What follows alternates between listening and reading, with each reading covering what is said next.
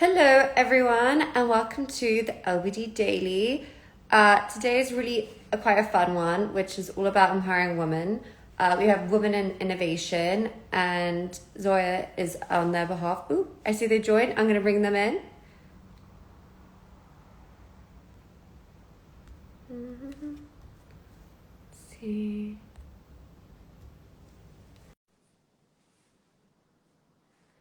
They're connecting.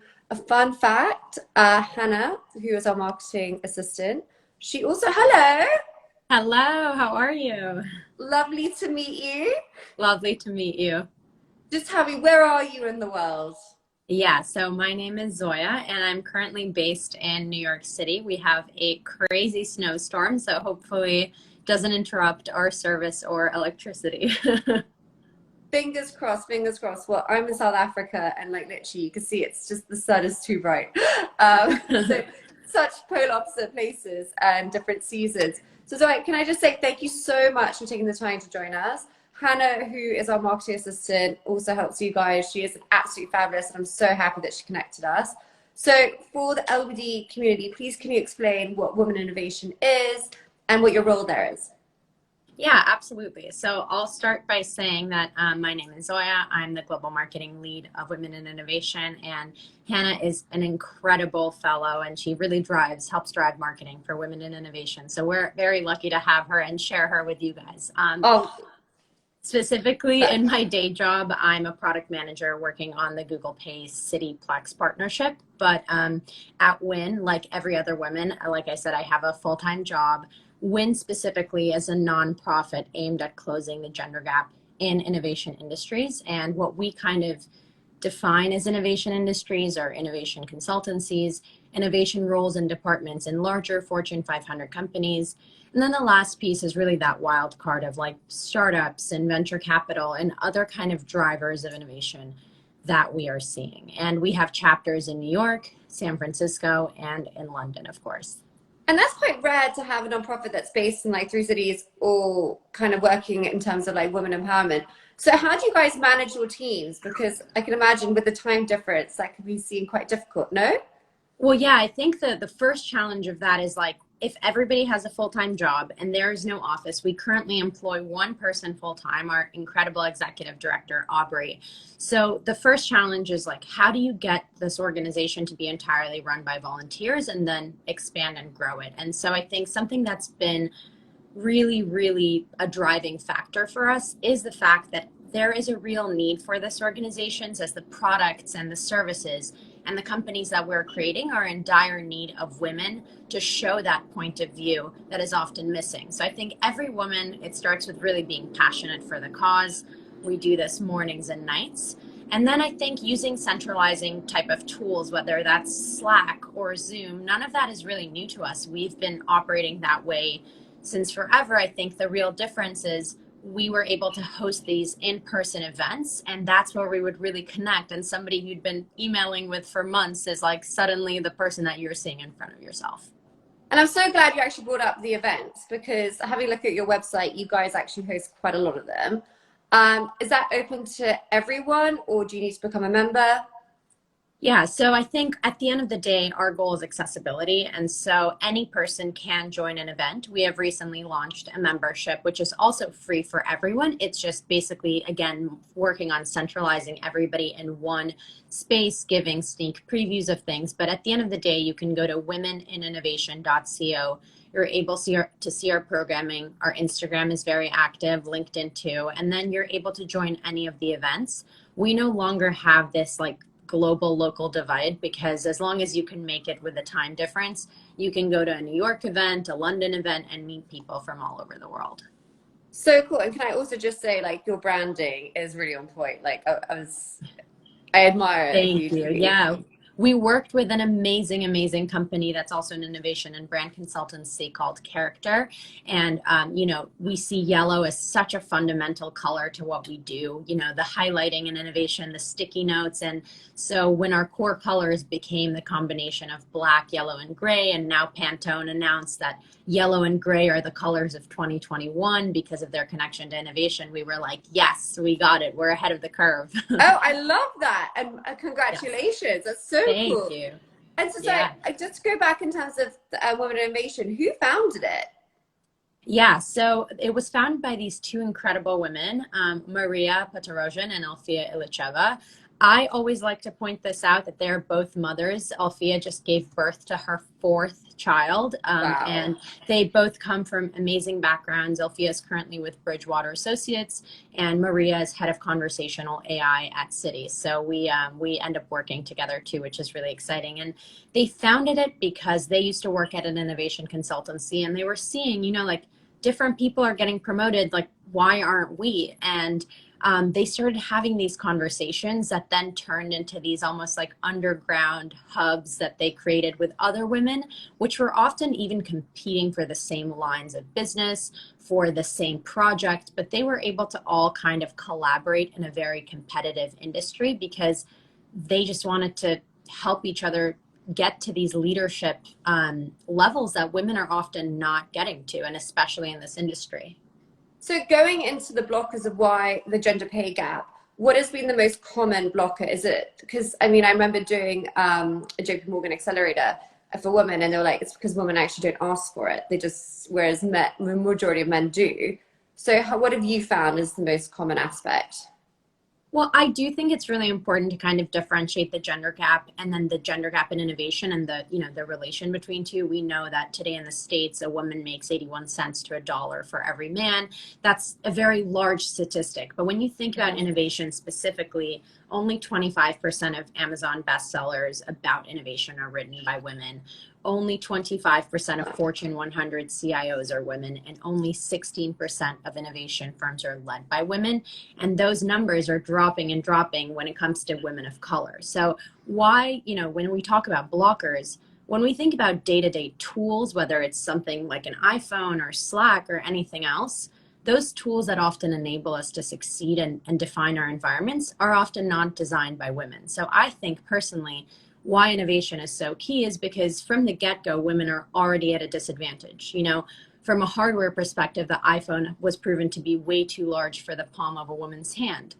I think things like that are determining in overall the way our environments affect us. But as a whole, I think some of the skills that we focus on are skills that maybe women have a tough time putting themselves forward. We've led, workshops on the power of saying no and about negotiation and how that specifically applies to the innovation industries. So by kind of combining our know-how of those amazing innovation industries and the top women in those industries, along with those more traditional women skills where women may lack, we get this winning formula, if you will. And I guess also networking with other women who are proving, like from the workshops and actually doing the work and getting the success and the results. It just helps the whole community really flourish from that way. Yeah, I mean, I come from an advertising background. So I worked at a digital advertising firm, and we all know like the myths of Mad Men and the boys club. That's very real. So I think one of the things that we do is the networking is a byproduct. We really believe that. Like, we talk about these issues and technologies, and RGA hosted maybe my favorite programming to date, which is about bias in AI. And over that, you foster these connections because you find things that you're really, really passionate about. And so I can say that when the pandemic hit and I had my own setbacks of offers being revoked, and I finished grad school this year, suddenly it was these women that started shooting out emails and putting me forward for positions. And it really showed me the power of, the network and the power of having the girls club. Completely. And talking about your girls club, looking at your ambassadors, they're incredible. They are. How Yes. how does that work? Like, do you nominate ambassadors? So I will say that is definitely something that is constantly evolving as our needs change. But the whole idea of the ambassadors they're really the heart and the soul of this community. Like I mentioned several times, part of the reason we all have full-time jobs is so we can keep our pulse on what is actually going on in the industry, and the ambassadors are really key in that. So they are the women who are already in innovation. They may not be on the C-suite, or they may be. At the end of the day, they are the ones who can really say like, wow, we are really feeling like women don't know enough about data analytics. Let's run a programming for that. So they will be the ones really helping drive the programming and let us know what the, where the market is really at. As far as how to become an ambassador, we have a form to be able to apply on our site. But as I said, with our needs and the virtual community constantly changing, we're really rethinking like, how can we best utilize our ambassadors, and what does really an ambassador mean to us? Love that. Great answer. Thanks. And so going on to, because obviously you've also noticed that, I mean, in terms of COVID affecting women in innovation and going more digital with not having the events. So for next year, what is your plan? Yeah, so a few things. I'll start with the COVID piece of that. And, every single company's been forced to innovate, I think everybody says, but we've actually come out with new products as a result of the pandemic. Cool. So for example, like I said, the Hub, which is really our membership platform, you're able to look at jobs there. You're able to connect with the chapters, ask a question, get help, from the fellow women. That's something we're really excited to continue growing. And I invite everybody on this live and anybody who's interested to apply and join, because as I said, it's free. So we're really excited to kind of elevate that and evolve that. Personally, my marketing team launched a podcast called Win-Win Women in Innovation, playing on the kind of the word game, where we're really reaching out to other women that we otherwise would not have had the opportunity to speak to, women who have already made it. And we are really using that as a masterclass in a 30-minute segment just like this. It's a podcast that comes out every Monday. And, we are getting so many data points through these conversations with these women. And so I don't want to say too much, but we're excited to see how we can actually take all these wisdoms that these women are providing and further expand this brand of the podcast and Women in Innovation. So whether that'll be panels, events, products, like definitely all avenues we're looking at. And of course, growth as at the, at the forefront for us always. We started out New York based. We now have, chapters in London and San Francisco, and we have women from all over the world who are saying, we want to start a chapter too. So figuring out how we maintain that growth and tapping into new markets, Asia and different parts of Europe, as well as other markets that show the interest and the desire and the need. Well, wow, I'm just feeling so much amazing energy from you right now. And I can so see that next year is going to be a growth year for you all. And I'm sure you're going to have so many chapters by this time next year. And I can't wait to actually, probably we should do another daily then, so we could just see the kind of impact you've had. I love it. And so also, because obviously Hannah is in the office with us all the time, she tells us that you also have a very exciting report coming out in January. Yes, well, I can't give away too much, but one of the things that I kind of touched upon is this idea of like all these women that come into our orbit.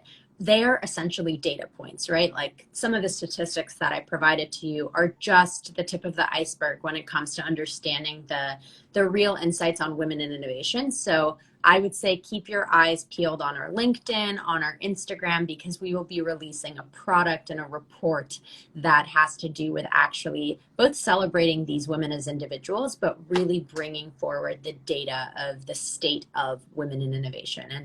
And again, without giving away too much, I'm excited to reveal the title, which is Win Pioneers. So I hope the start of 2021 will be exciting for us for many reasons. Oh, again, like I'm loving this. And also, can I just also mention, I know you briefed upon it with the podcast, but having the acronym as WIN is so cool. Thank you. Yeah, I wish I came up with it. That would have been my marketing, award of the year. But it's definitely exciting, and we always say a future that is built for everyone is a win-win, and that's truly what we believe. And I think something else that really differentiates us from kind of other organizations in the space is that while women empowerment is definitely a byproduct of what we do, at the end of the day, we are here to build futures for everyone. And that's different genders and races, nationalities. And so gender, I guess, is our vehicle, but at the end of the day, we want a future that's made for everyone. Oh, amazing. And I'm sure next year with your growth, that's all going to happen step by step. But like you said, you start with one and it just expands, like it just expands. It's almost like the ripple effect. And I'm sure you'll turn into the ocean. I can just see it now. On that note, I just want to say thank you so much for joining us today, because I'm sure that, like, the last week before Christmas is always manic. So I can't thank you enough for taking the time. And it was so great to meet you. And I hope one day I can meet you in IRL. Yes, me too. Me too. And I think the work that you and your team is doing is amazing. I think, we've seen the impact of COVID on the way that people get dressed and the way that they view sustainability. So I think how you're approaching your product and the market is absolutely, shattering. And I come from a luxury fashion background personally. So it's very, very exciting to see the work that you're doing. So hopefully we will have a bigger collaboration in the future with yes, LBD. we need to get you guys all on LBD, because Yes. I can't wait to see it. And also, I mean, as much as we're all about women innovation, we also got to be dressed pretty well when we're doing it. Do you know what I mean? I agree. And you always got to help a sister out. Yes. Thank you so much. Thank you so much. And what a pleasure. And have a very, Merry Christmas. Yes, you too. Happy holidays. Bye. Bye.